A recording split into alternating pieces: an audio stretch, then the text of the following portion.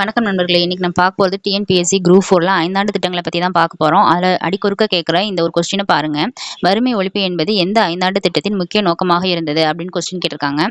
இதுக்கு வந்துட்டு 5ஆம் 5ஆண்டு திட்டம் தான் ஆன்சரு. இந்த மாதிரி கொஸ்டினுக்கு ஆன்சர் நம்மளுக்கு கண்டுபிடிக்கிறதுக்கு நம்ம படிக்க வேண்டிய சோர்ஸ் என்னன்னு பார்த்தீங்கன்னா 11ஆம் வகுப்புல வந்துட்டு பொருளாதாரம் பாடத்துல வந்துட்டு இயல் 8 இருக்கு பாருங்க. இயல் 8ல தான் வந்துட்டு இதுக்கான ஃபுல் டீட்டெயில்ஸ் இருக்குது. அது நீங்க ஒரு டைம் நல்லா ரிவிஷன் விட்டுக்காங்க, நல்லா படிச்சுக்கோங்க. அதில் வரக்கூடிய வருஷங்கள் எல்லாமே நல்லா படிச்சுக்கோங்க. இதை வந்துட்டு நீங்க புக் வச்சிருந்தாலும் சரி, இல்லை கவர்மெண்ட் கொடுக்கக்கூடிய அந்த வெப்சைட்ல இருக்கக்கூடிய ஃப்ரீ புக்கை வந்து டவுன்லோட் பண்ணி படிச்சாலும் சரி. ஓகேங்களா?